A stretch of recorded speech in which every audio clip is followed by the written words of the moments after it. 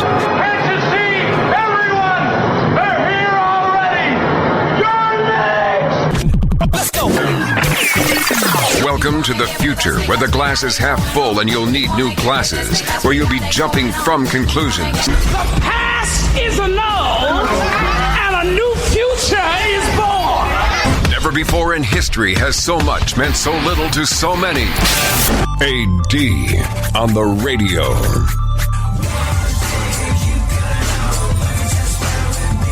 We are lucky enough to be joined on the show today by our friend Christian James Hand, who I guess I would refer to as a Generation XY Renaissance dude. He's a guy that has produced records that you've heard on your radio. He is a guy that has made tremendous inroads into actually being on the radio. Some of the largest radio stations on the face of the freaking planet have been places that he calls home.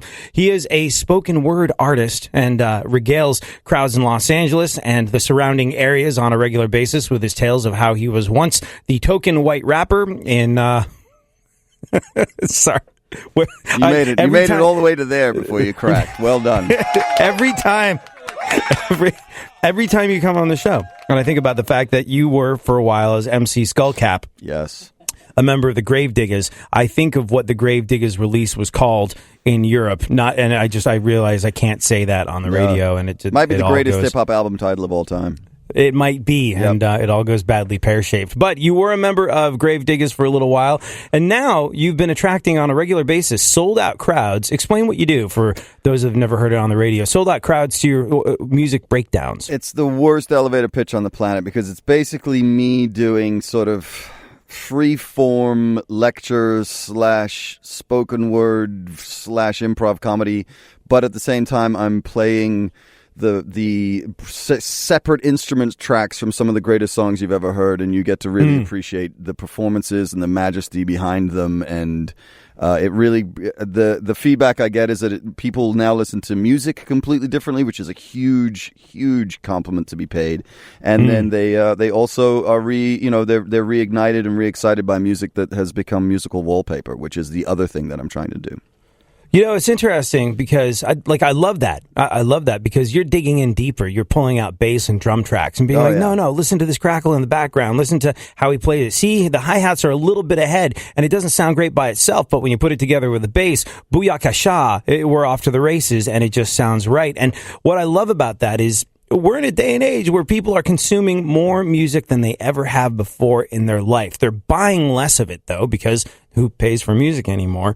And what you're doing is actually sort of causing people to stop and dig in to the value of music when the conditioned response in this day and age is to, that didn't grab my attention in the first 15 seconds, I'm on to the next thing, click. And you actually stop the world and go, no. Listen to this. I think that's so valuable. Well, thank you. I mean, one of the things I try to do is to also contextualize the music so that you understand that there's a period from 1969 to, I would say, 1989. I think that 20-year period where everyone is working at 11. The engineers, the producers, the musicians, the dudes that built the studios, the people, every aspect of the process is being steered by masters, even at the record label level, like the great, huge monoliths of music. Everyone is at their peak. So the product is absolutely incredible. I mean, one of my favorite things to do is to play vocals to people, on their own, so you can just hear the voice of artists that you would completely ignore. Like one of the greatest vocals I've ever heard is Bob Seger's Hollywood Nights. It is. I heard that breakdown that you did. Like I listened to the podcast of these after the fact, and that's one of my favorites. You know what? And we've asked, and you kind of got to clear it with some other folks, or just as a courtesy. Yeah. Some of the other radio stations you do this on.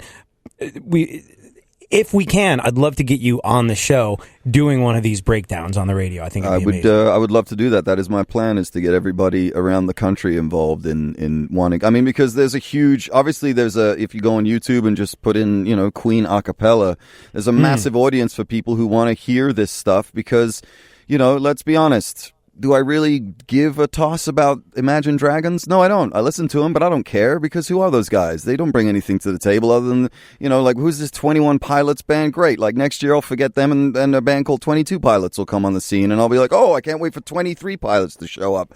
But, when you're listening to Toto, it's a whole other, my God. Come on. I saw Toto play a casino like 3 weeks ago. Unfreaking believable.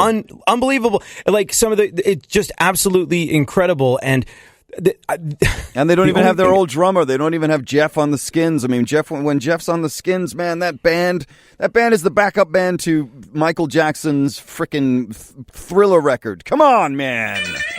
It's absolutely incredible. More about music and the holidays, because we're going to get into that a little bit with Christian James Hand, plus a politically correct version of It's Cold Outside, all next. Thanks for hanging out.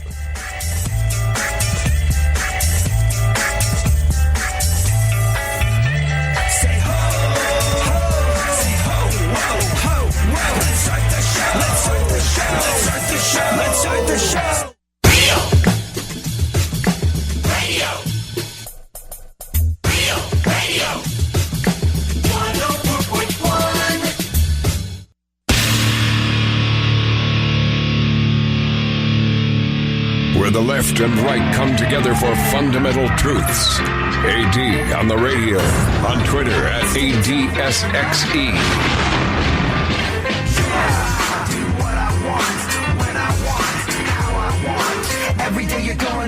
We are joined on the show today by record producer, spoken word artist, and now, I guess, again, what would you call it? The music breakdowns, performance art? You basically dig into each aficionado.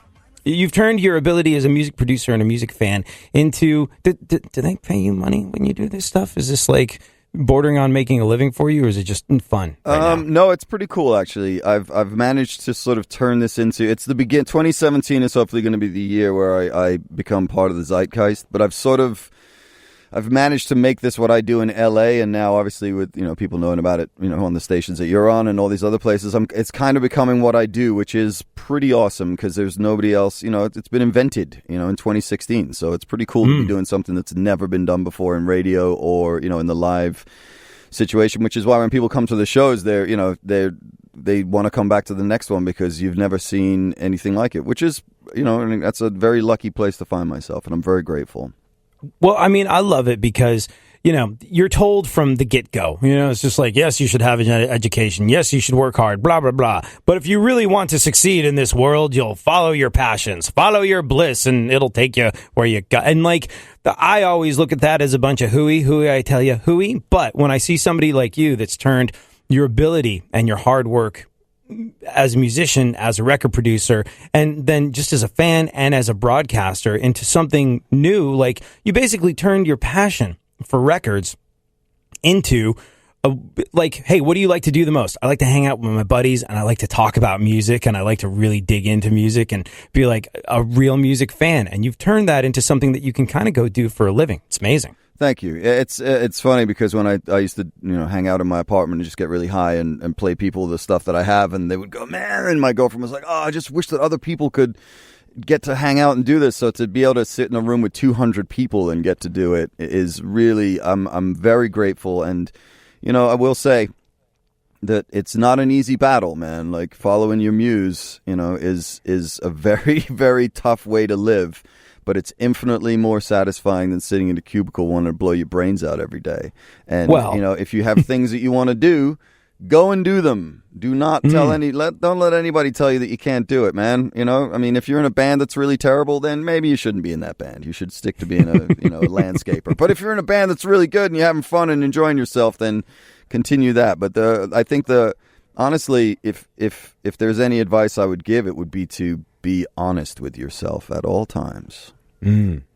Well, that is oftentimes a bitter pill for a lot of people to swallow because one of two things can happen. You can go, I don't like this about myself if I'm being honest. Or two, you can go, I'm a guy like Christian James Hand. I love music. I love talking about music. I've worked as a record producer. I've worked in radio. I'm a spoken word artist. And I want to combine all of those things into a thing where people show up and we have a great time talking about records in a room full of like hundreds of people. that seems like a difficult thing to do. Like, it's just like it's not easy. It's not an easy mountain to climb. No, it's a really difficult one to climb, and it's taken me. I'm 48 years old in 2 months, and it's taken me this long to get to the point. Are you really? Yeah. I mean, are you really? Yeah. No, it's horrifying. You don't look that way at all. Well, not that there would be anything wrong with it, but crack. Yeah, bold don't crack. And I thank you. I'm very, very blessed to have parents with incredible genes, and I don't do the things that will generally age you. There's I don't know if anybody listening knows by a guy by the name of Friedrich Nietzsche, but he wrote a thing about God being dead, etc., etc. But he says the one tenet for having a fulfilled and honest life is to never drink alcohol. Really? Yep. Do not. He says I didn't know. He says I've heard tons of Nietzsche quotes. That's not one of them. Isn't that that's amazing? Interesting. I didn't know. That's not even that's his number one that everyone ignores. And the reason he says it is that you should never use the same device to celebrate as you do to try and forget, because that device has no loyalty to you at all. It is completely sociopathic. And it's very true. Yeah, no, isn't that amazing? That if you use the same device to celebrate as you do to forget, then that device has no loyalty to you. It simply lets you do whatever it wants, and that's always going to end badly. That's interesting, because that's kind of why I stopped drinking. You grew up in England. Like, I'm the same height now as I was in the 8th grade. And in the 8th grade in England, you can, if you're as tall as, people in England, I think, are generally a bit shorter. And height seems to carry a lot of weight when you're trying to convince people of your age. Yes. So, I was able to go into a pub and order a pint from the time I was about 12, 13 years old, because the drinking age there is 18. And, 18-year-olds have different levels of maturity. And this whole, I'm going to card you thing and ask for ID, not so much a thing. So I drank heavily from the ages of about 13 to around 18. When it became legal, it lost all of its appeal to me because there's no rebellion involved. But I'll never forget being 15 years old in Leicester Square. Did you ever go to that place, Chiquitos, the one Mexican restaurant in all of London? Oh my God, no. So I did 15 years old in Leicester Square, drunk on margaritas. That sounds terrible. It was awesome. The waitress comes up and is just like, hey, how old are you? And, I'm 15 and I'm drunk, so I forgot what the drinking age was. I go, 17? Question mark? And she was like, hey, the drinking age is 18, so finish that one and no more for you. And that was but you have to finish it. That's the best part, because that's England. They're like, just finish that one and don't have any more, okay? In America, they'll take it out of your hand. That's brilliant. Yeah, they'll slap it out of your hand and be like, you're breaking a law. Let's go outside now. In England, they're so much more casual. They'll be like, I say, not proper. But we'll talk about why I quit drinking and how it lines up, apparently, I never knew this before, with Nietzsche next. There you go, see?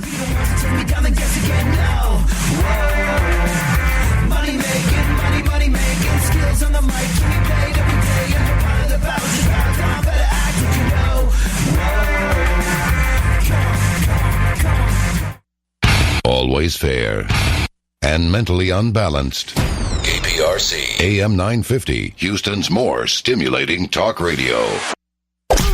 Don't get the blues, get all the news. We mean all of you guys out there in Radio Land. All aboard! He's back. AD on the radio. Give it up, yeah. Give it up, yeah. Bring this on. Come on.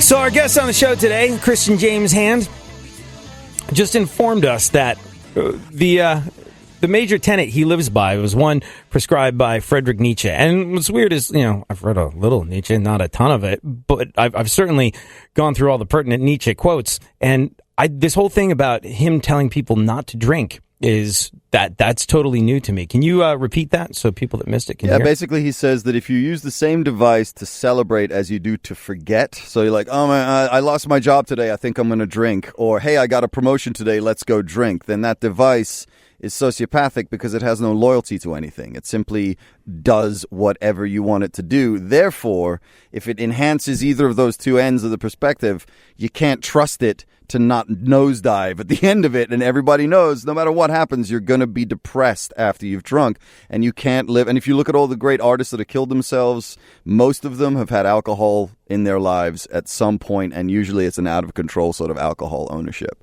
So I've always sort of drinking was never big in my dad was a big wine guy, which isn't really drinking, but I mean, it is really drinking. But I was never indoctrinated into having beers or anything like that. And that was why when I discovered the glories of the medicinal marijuana, thank you, California, I was like, oh, this is what I should be doing because this is way easier and more pleasant. Not that I would tell anybody that they should, but if you are in California, it is medicine. And you know what? Where we're on the air in Florida soon as well. Colorado, completely legal recreationally. Washington, completely legal recreationally. But Portland, don't you go to Idaho. No. I think Oregon is going to be completely legal recreationally, and it's going to be medicinally legal in Florida. Am I missing anything? I think there might actually be another one. Few. Yeah, this year's ballot measures, and it was the argument that I always have with my friends who were I've been pro marijuana for a very long time, and the argument was always, it's medicine and blah blah blah. And I'm like, no, you got to get them from the tax base thing, man. Get them on money, and they did, and now all these states are seeing a massive, growth in their sales tax. I mean, what is it? Colorado did like $300 million in the first 6 months or whatever it was. I mean, it's just it's absurd. And one thing not a lot of people talk about is, California.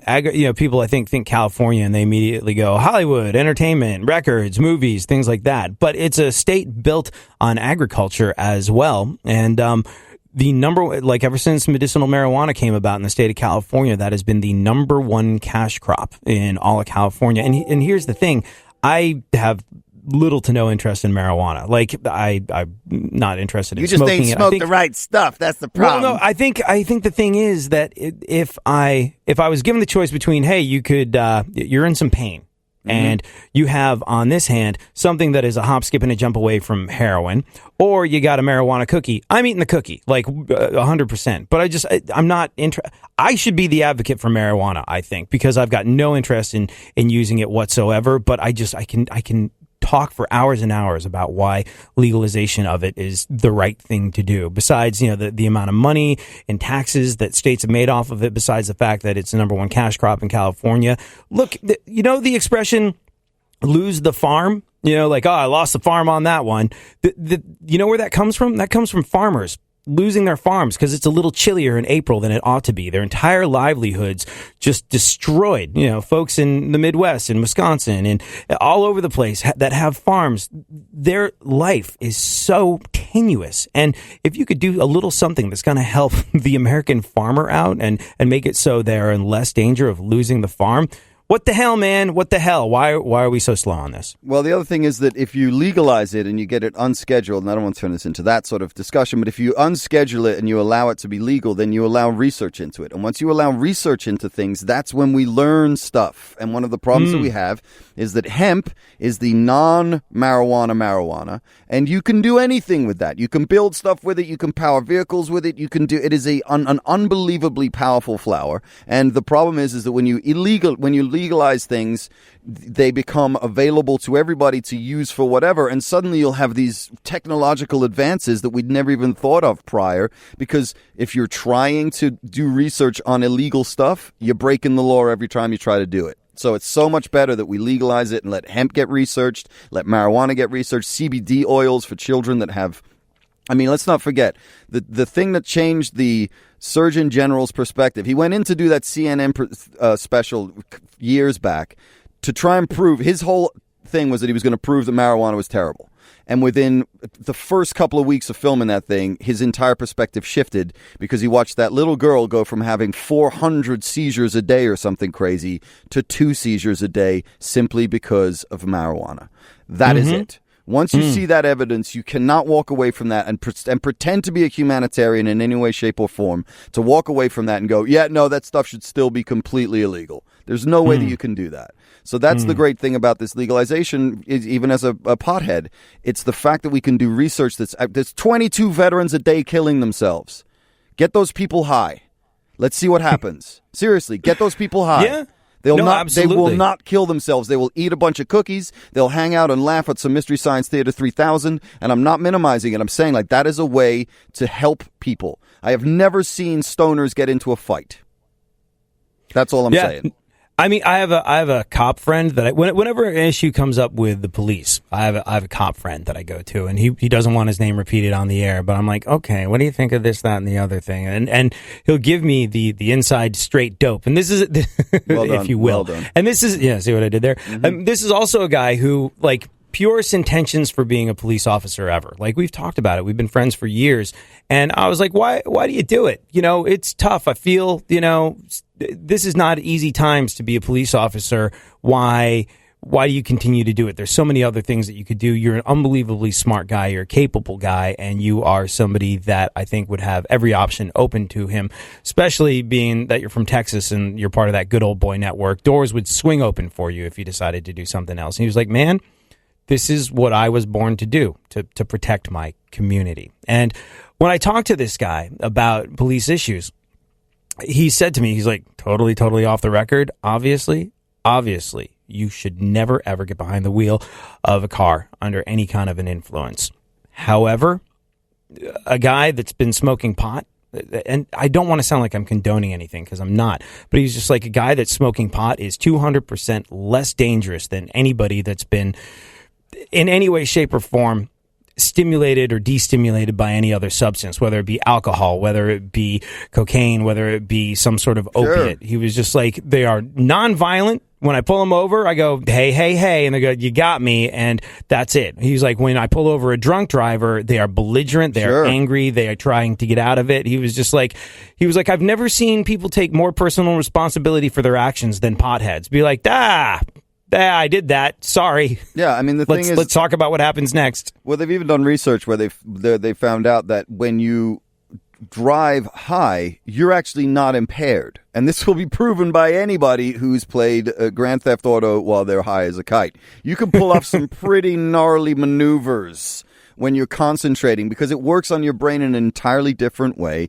than alcohol does. I'll tell you right now, get drunk and have sex with your girlfriend. It's going to be awful. Get high and have sex with your girlfriend. Chances are it's going to be the best sex you've ever had in your life. So therefore, People's Exhibit A, that's all I'm saying. If you can drive and do it and have sex and do it, you're okay with me. Going back to the booze thing, though, sure. Like the Nietzsche thing, I say it again, just because we've covered a lot of ground. Say again what Nietzsche said about alcohol. Well, his basic thing is that if you use the same device to celebrate as you do to forget, then that device has no loyalty to you. This is why I kind of quit drinking, because I realized that alcohol had no loyalty to me. This is why I stopped doing pretty much everything, was because I remember the first time I got blasted after feeling like I was depressed and I needed something to change how I felt.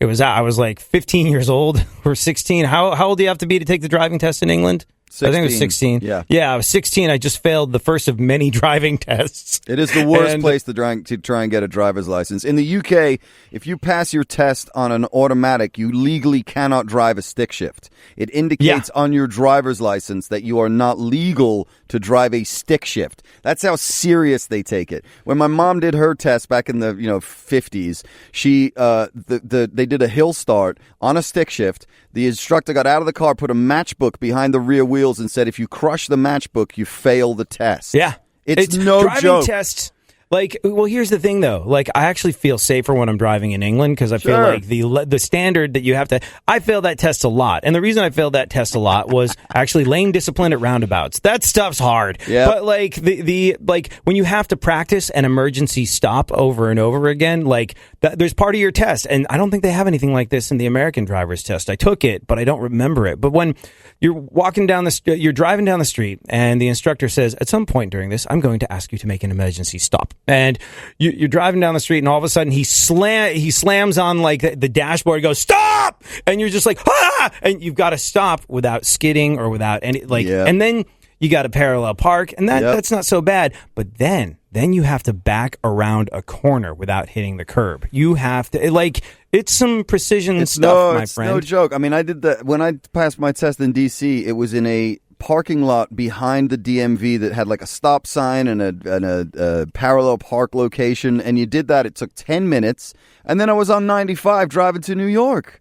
And I'm like, this is insanity. In England, you have to drive around, and while you're learning how to drive, your car has to have a white box sticker on the back of it that has a big red L. That stands for... L for loser! For learner. So people know that you're actually learning how to drive, and that's months of that. That's like, one of the things is... So this is one of my favorite Englishisms. Yeah. And so I failed this test a lot. And the first time I failed it, because, I wasn't ready to drive. Big metal... force of death. Don't put this 16-year-old kid behind the wheel. It's not okay yet because, he's not 100% on all the things that you got to be 100% on. I was like, I know what I'm going to do. I have fun when I get drunk. I'm going to get drunk. So I got hammered. And I think my parents probably were a little, upset by the whole thing because they saw like, when Adrian gets sad, he drinks heavily. That's probably not a good thing. And I did. And I felt great. And then I think the second time I failed my test, I was like, I'm just going to get drunk again and feel great. And then I felt terrible. And I was like, hold on, this thing that made me feel better let me down pretty quickly. And I didn't like that. And I didn't like the fact that the next day I felt terrible, awful, just hideously depressed. And like that whole Nietzsche thing really hangs together because alcohol was incredibly disloyal to me. I was like, I need you to do something for me. You've done it a couple times before. What the hell are you? Yes. Why are you not bringing the same thing to the table again? This doesn't seem like a good outlet for me. And that's exactly why I quit drinking. My friend Leo described it perfectly. He said, alcohol is a traitor. And alcohol is a traitor. It's a traitor to you every time. You think you're going to have a great night. Chances are you're going to do something you regret. You're going to end up in a situation you didn't want to be in. And ultimately, if I get so preposterously high that I can barely function as a human being, the next day I am fine. If you get so preposterously drunk that you can barely function as a human being, the next day you are going to be a shadow of your former self. And I am now 48 years old. I've been smoking weed actively since I was in college, which is, 500 years ago. And if I drink now at all, the next day is brutal. If I get high right now, the next day will be the same as it was when I was in college. And I'm not telling everyone that they should smoke weed, but what I'm telling you is that as a person who has aspurgers, marijuana helps me hugely. Every single person I know tells me that I'm softer when I'm high than I am when I'm sober because I'm so protected and defended because of my Asperger's, and the marijuana actually helps. So it is a medicinal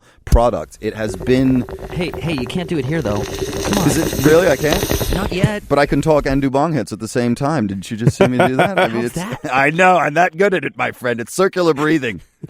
I'm sorry. Anyway, enough of the marijuana talk, but I will say, try it if you like it. It might do you some good. Really, really quickly, you've been smoking since college. There is the whole thing of ingesting smoke. Like, smoking anything, to my understanding, is bad for you. What about alternative forms of using it? Now it's medicinal, and there's all sorts of different ways that you can go legally put this into your system. Here's what's interesting about marijuana. So the smoking, it's like the thing that... Here's what gets you about smoking. If you smoke cigarettes, you are intaking chemicals and formaldehyde, arsenic, things that are supposed to fire your brain up to make you addicted to them, not the cigarettes, to get you to smoke more of them. So weed smoke is just smoke. It's not actually that bad for your lungs. And if you decide to eat it, the problem with eating it is that your body chemistry changes the marijuana into something that's closer to mushrooms, which is why edibles are very different to smoking weed. So it's vital that you're very careful about how you intake these things, which is another reason we need legalization, because we need to make sure that they're mandated and everyone knows what they're taking. More from Christian James Hand next. We talk. Radio.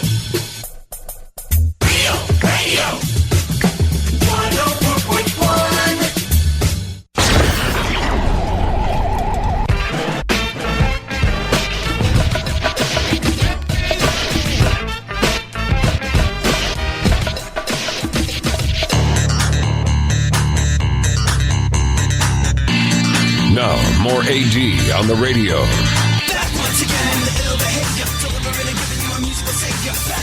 Our guest on the show today is Christian James Hand, record producer, spoken word artist, and radio personality that has created something completely new with his music breakdowns. Basically, if you go see Christian James Hand in or around the Los Angeles area, what he's going to do is he's going to pull out individual tracks off of records that you know and love. He's going to pull out the drum tracks, and he's going to give you the story behind the drummer and what went into the recording of this song, and he's going to put it all together. And it is, you could probably tour colleges doing this. Like, That's my plan. I would imagine that, like an adjunct lecturer type of thing. I would imagine that the college circuit awaits with bated breath for this sort of thing. But you being a record producer, I think there's I think the whole thing started back in the day with Stock Aitken and Waterman. Now, if you didn't grow up in England like Christian and myself, you might not be familiar with these names, but you definitely know the music that they're responsible for. I don't know why Stock Aitken and Waterman became so well known as record producers, but they produce your Rick Astley's and your Kylie Minogues and help me out here. Who else? Scott Aikman and Waterman and Howell. I mean, those guys have been writing since like the 70s. They did everything. If you look on their Wikipedia, the list is ridiculous. And they're still working to this day, which is really crazy. And one thing that's interesting about them was they created a whole bunch of music, I guess probably in the 80s and 90s, that sounded exactly alike with different singers on top of it. It's like, and people started to level the accusation at them that, hey, there's a machine that you have that just, randomly cranks out hits. You just press a button, another song comes out, and it's done. And they're like, if it was that easy, everybody would be doing it. Well, apparently, while it might not have been that easy then, you as a record producer might appreciate this. A computer at the University of Toronto just wrote and performed its own Christmas carol. How? By analyzing other Christmas music. And it sucks in kind of an awesome way. The music sounded like a demo track preloaded onto a Radio Shack keyboard, and the lyrics sound like they were translated into another language, then translated back again. Like, you ever done that? Gone to Google Translate, translated something, and then done it back? You wind up with something completely different. This is sort of the situation here. Have a listen. Want to decorate the room. The Christmas tree is filled with flowers. I swear it is Christmas Eve. I hope that is what you say. The best Christmas present in the world is a blessing.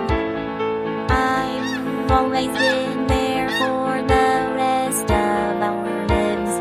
I'm totally wow, that is terrifying. That is, I don't think that's going to be sung by anybody else in my ever head again. for the rest of the night. Thanks a lot. Lord. I mean, that just goes to show you that the computers can't quite do it yet, because no human being would use minor chords. On the tree. You wouldn't go to Blue Notes in order to get people to enjoy a Christmas carol. There's no way. Wow, that's terrible. Good grief. Yeah, so I think we're a ways off from machines being able to crank out hits based on an algorithm, which is good news for those of us that are musicians and good news for those of us that enjoy music made by human beings. One place that the world has accelerated is one way in which the world has accelerated is the mass proliferation of political correctness. Now, if you look at a bunch of things that have been traditions for years, by today's standards, they are not cool at all. And for that reason, a couple of songwriters rewrote the lyrics to Baby It's Cold Outside to take away the rapey quality and make it more politically correct. Have a listen to this.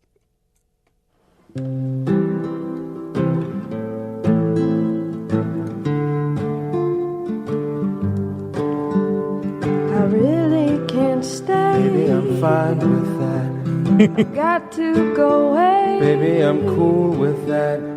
This evening has been so very nice. I'm glad you had a real good time. My mother will start to worry. Call her so she knows that you're coming. Father will be pacing the floor. Better get your car up. So really I'd better scurry. Alright. Should I use the front or back door? Which one are you pulling towards? The neighbors might think. Jeez. Sounds like my roommate's holiday party. Their names are Lydia Liza and Hosea Lemansky, and they're also girlfriend and boyfriend. Oh, I can't wait till their album comes out. She's doing by her a computer. Doing her very best Zooey Deschanel impersonation. Like, hands up who fell in love with Zooey Deschanel when she sang that song in Elf. How could you not? I know. You know who my my new celebrity crush is the chick from the Masters of Sex chick. What's her name?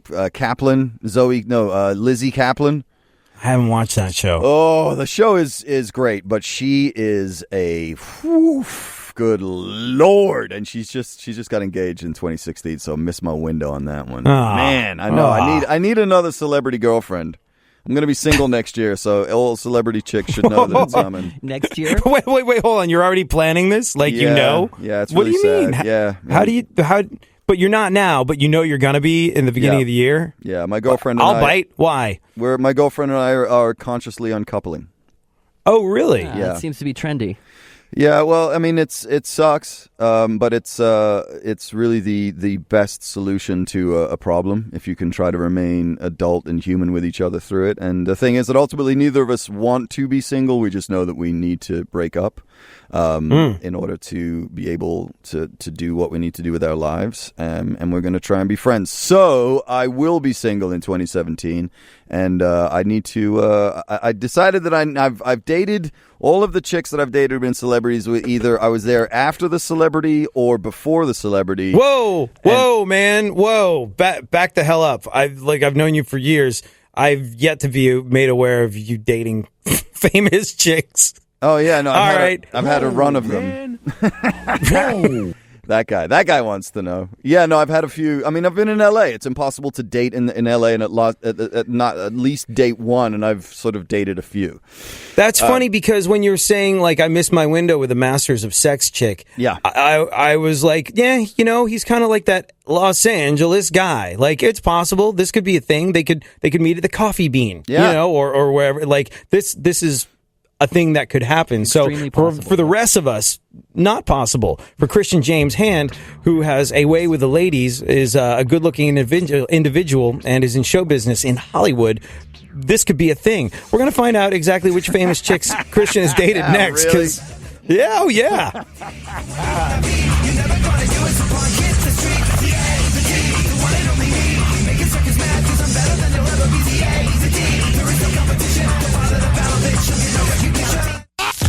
Real radio. 104.1. There's something happening here, and you should know what it is. The Dumbing Up of America. Now, more AD on the radio.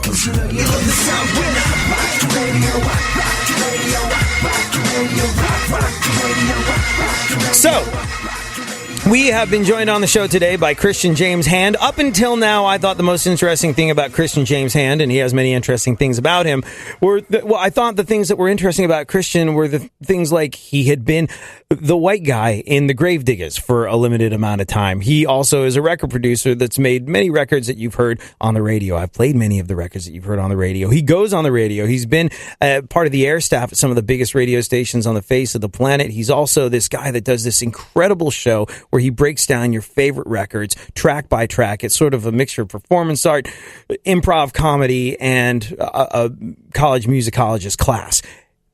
All that pales in comparison to the fact that right before break, he was just like, yeah, I've dated famous chicks. I've lived in LA. What of it? And so, all right, let's back up and begin at the beginning and end at the end. Who?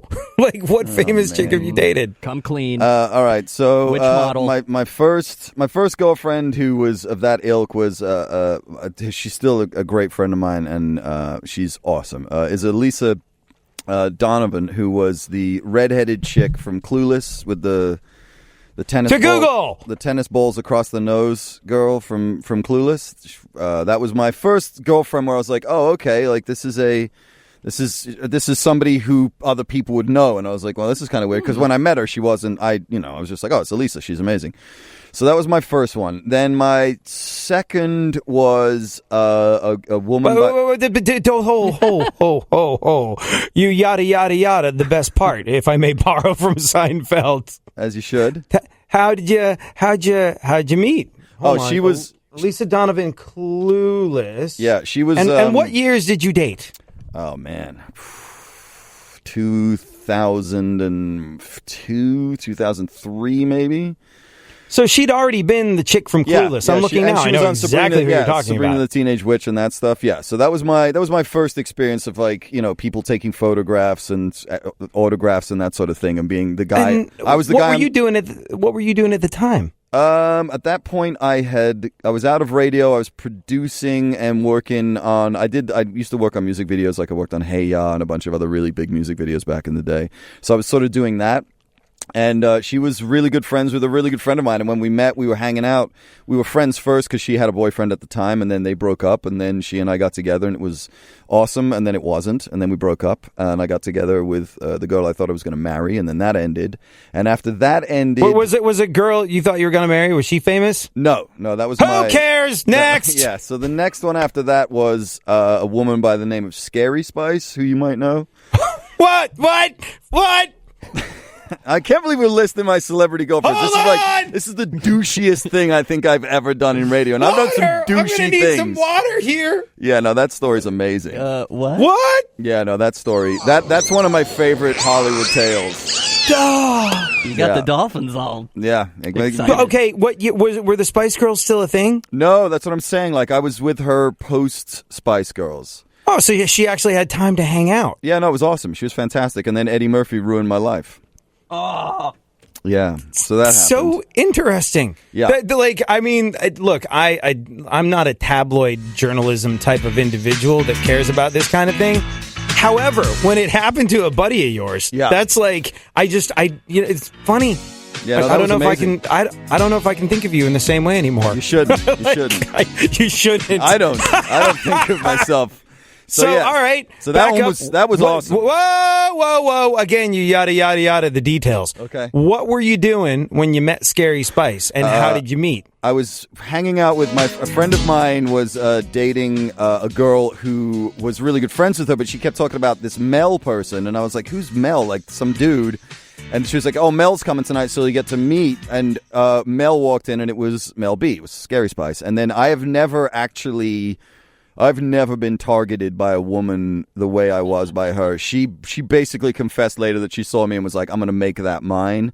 And then we were together for months and months and months. And then I literally, Beverly Hills Cop broke our relationship. I got an email sent to me while I was hanging out with a friend, and the subject line of the email simply said, "Did you know about this?" And when I clicked the link, it was People Magazine Online notifying me that my girlfriend was now dating Eddie Murphy. That was amazing.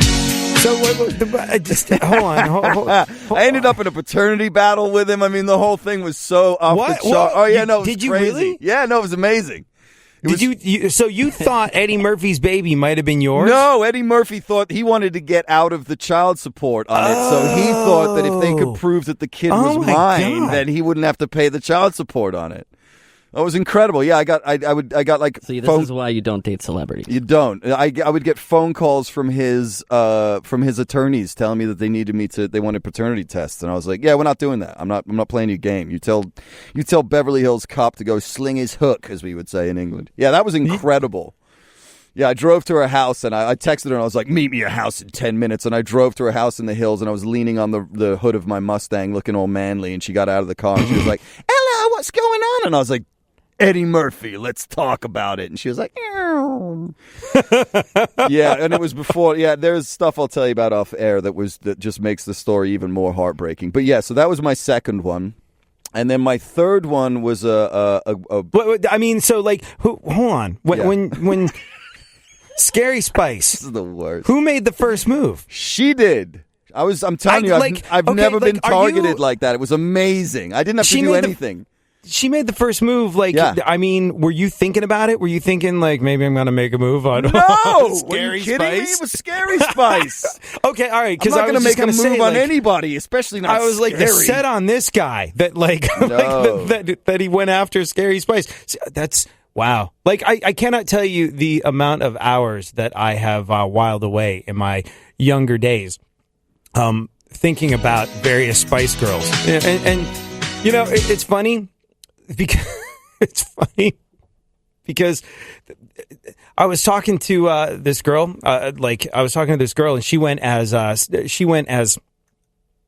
Baby Spice to Halloween. Emma Bunton. And I was like, I'm kind of digging that. And we talked a bunch about it. She's like, I always thought you were into Ginger Spice. I was like, oh yeah, yes, absolutely, 100,000,000%, yes. Like the amount of hours I've whiled away thinking about Ginger Spice. If I'd been driving Uber that whole time, I'd probably be living in my own personal castle now.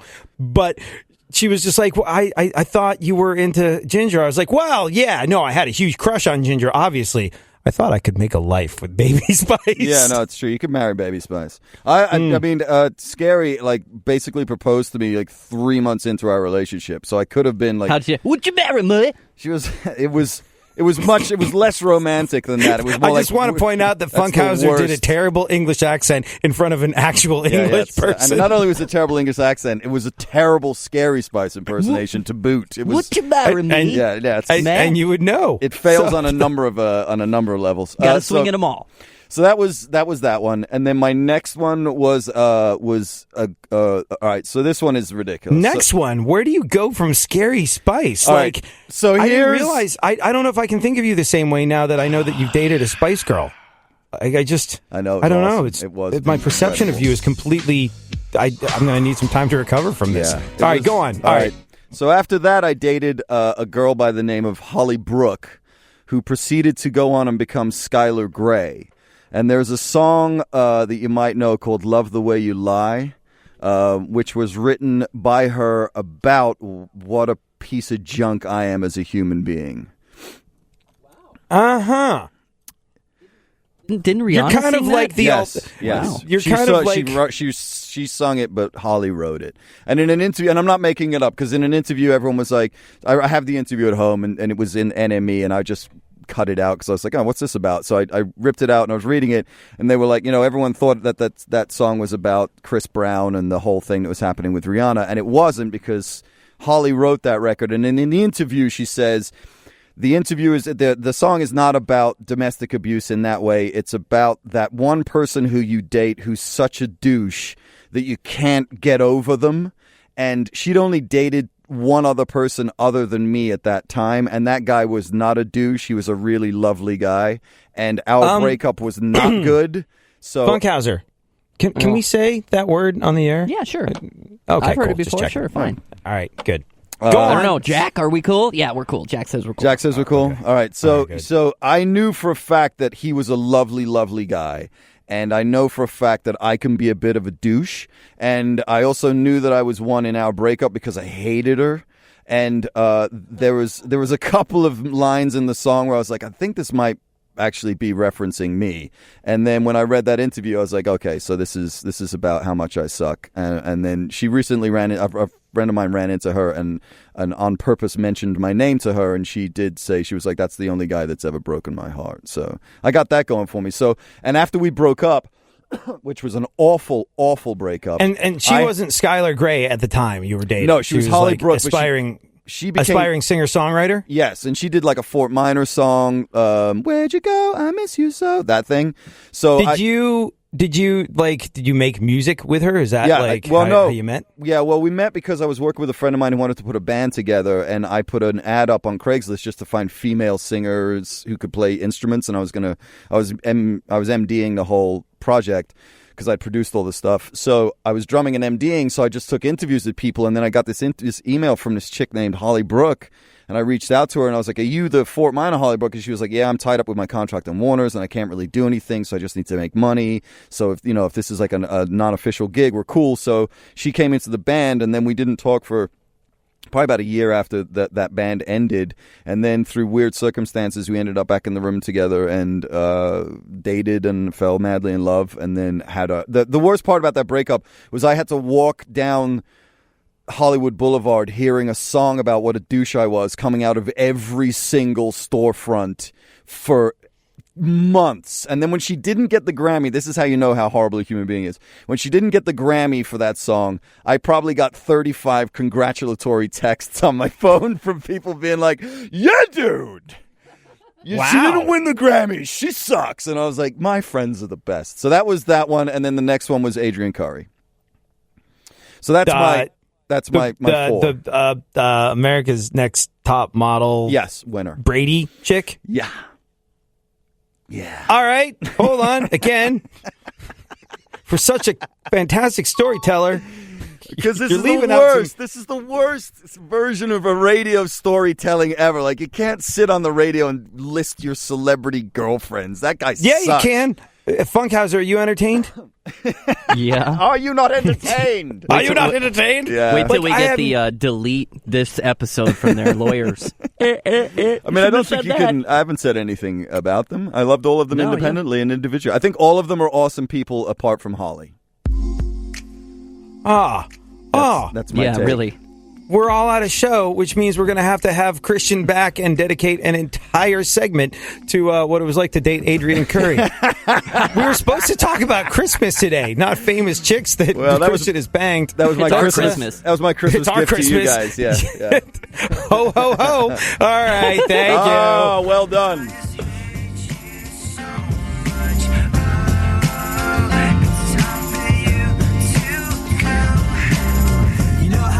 Times you feel like it's cool to turn the other cheek and give people the benefit of the doubt even when they don't deserve it. And sometimes you feel good about yourself for being the better person and doing that. Well, this is not one of those times. I don't think you realize what's on my mind. I've been too nice for way too long. I think I want you to know just what is going on. So bite me, you're a bag of suck. Every second I'm around you, I put down to bad luck. And knowing you just sucks.